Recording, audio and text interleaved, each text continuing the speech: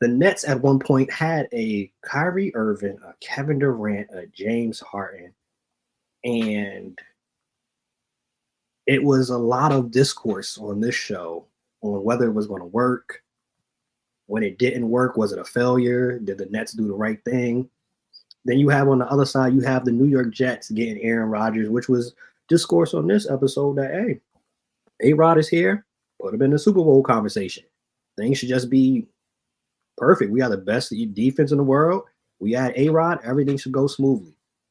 In regards of New York sports history, over the last decade, we're not going to go all the way back because that might be a disagreement, but over the last decade, last 10, 15 years, which was a bigger failure? A-Rod to the Jets or the KD, Kyrie, James Harden experiment? I mean, I would say Brooklyn. I mean, A-Rod has been here for what, a year and a half? He missed one full season basically, and he's been here for most of this year. I mean, 2-7, 2-6. I'm not expecting him to lose tomorrow, but hey, 2-7, whatever. At this point, I don't care. There was a lot of expectations put on this team, thinking that all right, all you have to do is place a good quarterback in around a team that's already built. Like, you've got pieces on offense, Brees, Garrett Wilson. You've got a really good defense, but it just seems like now it's looked like a miscalculation of how good this team around him actually was. Like the offensive line, big issues there. D-line basically dismantled that over the last couple of years, so a lot of that falls on the GM. But, I mean, when I'm looking at it, I'm looking at KD, who arguably at one point was looked at as the best player in basketball. Maybe if not for a couple moves, he'd be a top 10 player all time. You got Kyrie, who one of the most clutch playoff players in basketball. And then you're bringing Harden, too. I mean, that looked like a cakewalk at one point. I mean, the Brooklyn Bridge was spotless. It was shining.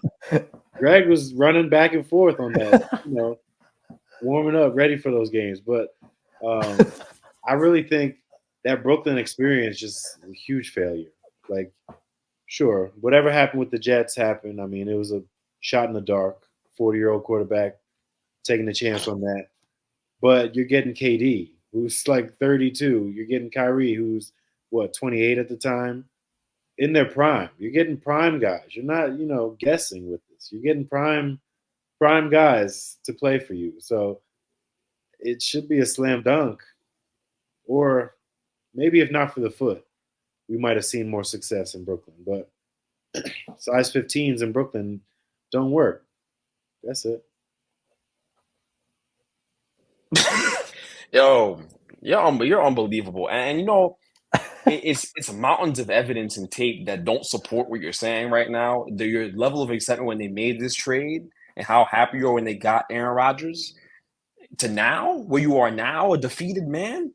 This is crazy. It's wild. And look, to me, we can break this down very simply. I was gonna go on a whole little I don't even know what the word is, like a little speech or whatever about the situation. Rant, whatever. Yeah, rant. It's late. It's 11 o'clock. It's 11 o'clock where you guys are. I should be in your time. I'm not. It's crazy. So, moral of the story is, look, the way I see it, with Jets, it's a failure on the Jets' part, far more than the Nets' part. Here's why. They traded assets multiple times to create a team we're watching right now. Okay? They built a lot of the defense through the draft and all that stuff. They got Garrett Wilson through the draft, whatever. Defense is amazing for years, but you went out and you traded assets to get Aaron Rodgers. They didn't go. Hold on. This is not a Deshaun Watson thing where we traded all these first-round picks for him. We traded. I'm not saying you did. Were you saying assets like we gave up our future? Like our future is done for the next 4 or 5 years because we gave up our first-round pick in 2026, 2028. Like, that's not what happened. We traded. I'm not saying that. I'm not saying that. But you've given up assets, though. A second-round pick is not nothing in the NFL. Those guys can become star players in the NFL. A fifth-round pick is nothing if you're going after a quarterback. Like you've said in the past. How's it? You're getting a starting quarterback. You're not giving up a second-round pick. if not for that contract, you're only giving. That's okay, but you saying that's fine. That's fine. That would your point would be great if he ended up playing well, which he has not. He literally took a drop back in year one, tore his Achilles, and he came back this year and he hasn't been that good. So I'm saying it would be a minimal cost to pay if he had actually ended up playing good football. And you can't say, oh, he's 40 years old now to me, because there's been precedent before set by Tom Brady that at that age, a Hall of Fame quarterback like in that tier, and Aaron Rodgers is in that tier, can go out there and play high level football and win your Super Bowl at that age. There's been a precedent set for it. It's why the Jets did it, because of the Tampa Bay Tom Brady experiment. Am I wrong or am I right? I know I'm right. So because Tom Brady is Tom Brady. We're gonna. But you did it. Same category. Like Tom Brady's up here. You can't even see my hands. A-Rod's down here. Nah, you see. Now you say that. Wise, like he's got 1 Super Bowl ring. He's got 4 MVPs. Cool. You're trying to steer me away from the Jets by talking about Tom Brady. I don't know damn about Tom Brady. See you anywhere. You're saying like, oh, because he had precedence because Tom Brady did it. I mean, that's why they made the move. They had a better That's team. why they did it. That's why they made the move, though. I'm saying they did it because Tom Brady had that success at that age. Anyways, look. Regardless, then they go all in. They go get his little boyfriend, Devontae Adams. Devontae Adams comes to town. They trade for him, right? Okay, cool. And they still don't pick up the level of play and all that stuff. And all Aaron Rodgers has done is be a distraction. Outside of like just not playing well, he's just been talking in the media, saying whatever he's saying, being the same nut job, talking about I'm drinking cayenne pepper and it's making me younger, all this nonsense. It's a train wreck. It's a train wreck.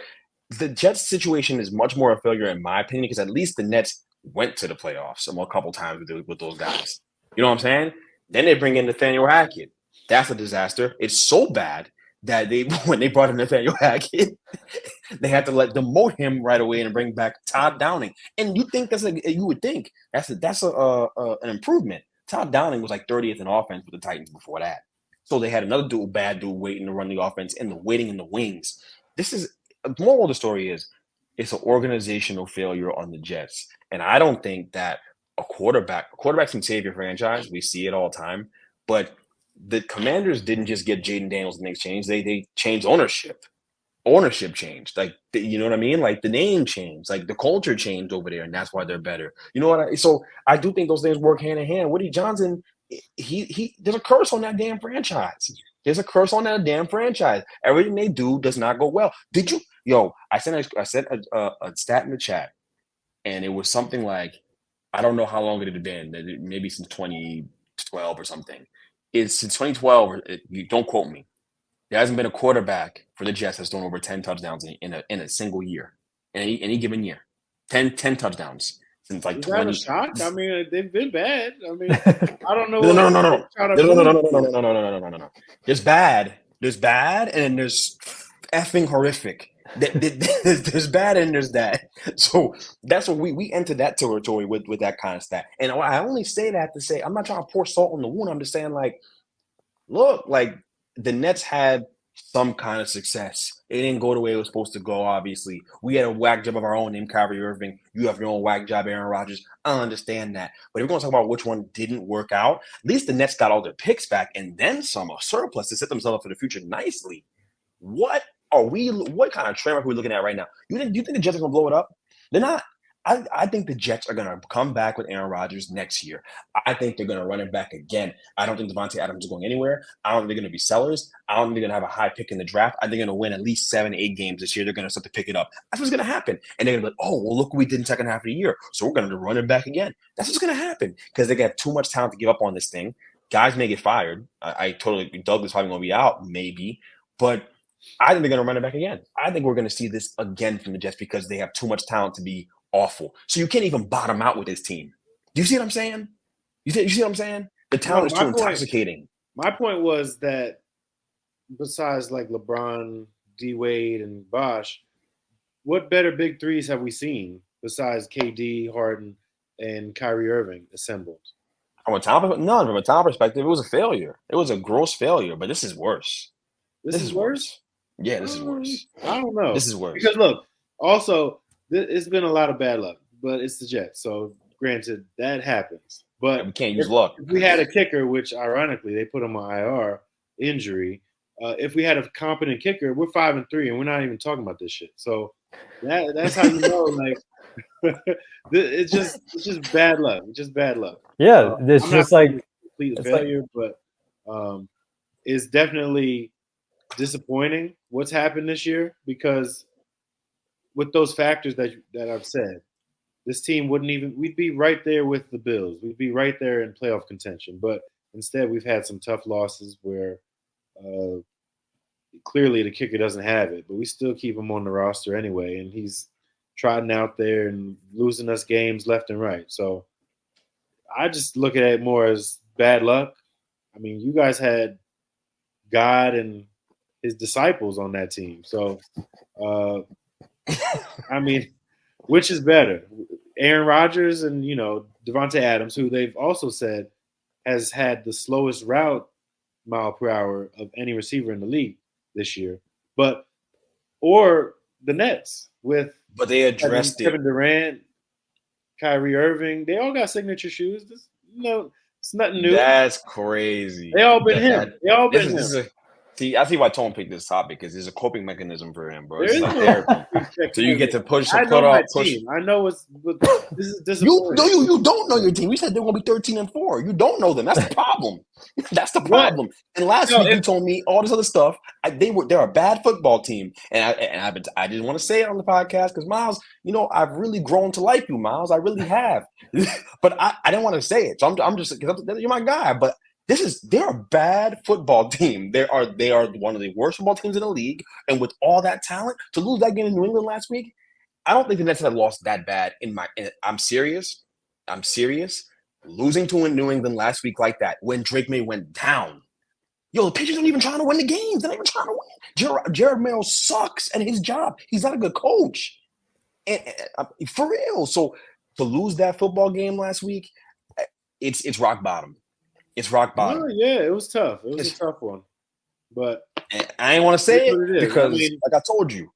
I think, sure, we could have looked at it coming in like, all right, Super Bowl immediately for this team. But that was always ambitious. Like, there's plenty of other organizations with better run programs than what we have over here. It was just throwing, shit at the toilet, basically. I mean, it was not much to be fixed. Like, this is a last-ditch effort for this regime, for Joe Douglas, who I think he's got 62 losses in his GM career with the Jets. I mean, the fact that he's still here is basically held together by the Aaron Rodgers Band-Aid. So we'll see what happens. I'm hoping that they just lose. I really don't care about the season anymore. I got tickets to go tomorrow. I ain't want to go. It's Halloween. I got better things to do. But whatever. The Yankees lost. It is what it is. It's a bad night. Griff, you get the last word on this. I was just gonna say the story is just not done with the Jets, so it's hard to compare these two. But there are a lot of similarities in the failures across the board on these two. But I will say, if everything that the Nets did got them to a point where, it was just a toe away from, continuing that playoff run that they had, we could have been talking about a different story. And also Cooper Flag 2025. I mean, that could happen. And that was all a part of this. That's in a better position than the Jets. But again, the Jets are like 3 years behind what the Nets were doing. So it's hard to compare these two, but they're both failures in their own right during that time period. I think Griff just said I won that argument, basically. Hey, Aaron Rodgers could get hurt tomorrow. Aaron Rodgers could get hurt tomorrow. He's already battling a bunch of injuries. So, I mean, if that happens, then the season's really over. And then, hey, Shador, 2025, let's get it. Or Cam Ward, I'm ready for it. I mean, I think it's time to move on. Hopefully the next GM or head coach that comes in has a better game plan. I don't think they'll go for a rookie, depending. I do like Vrabel as a potential head coach to come in and, hold people accountable, because that's been a big issue with this team is accountability. Like, a lot of finger pointing, and I mean, Rodgers is not, he doesn't get out of here clean. I mean, he's pointed fingers plenty, and he hasn't played his best football. And still, his football that he's played this year, best football I've seen the Jets quarterback play in years. So, I mean, he's made the games more interesting. It's a lot better than watching Zach Wilson. But it is what it is. Like you said, the rest is still unwritten. Like, what's that song? Natasha Bedingfield. It's not. We ain't done yet. We could rattle off like 9 wins in a row or something like that, and still make moves. But I don't see it happening. I'm hoping we go 2-15, and we at the top of the draft again. I still remember that episode, man. He was so confident when we went game by game, and Miles was like, "Win, win." Just they're on like an 8-game win streak. Hey, if we had a good kicker, we'd be 5-3 in this conversation. Your kicker's name is nicknamed Greg the Leg, man. I mean, that's a pretty damn good kicker at that point. I think there's something else in that water over there in New York. I don't know.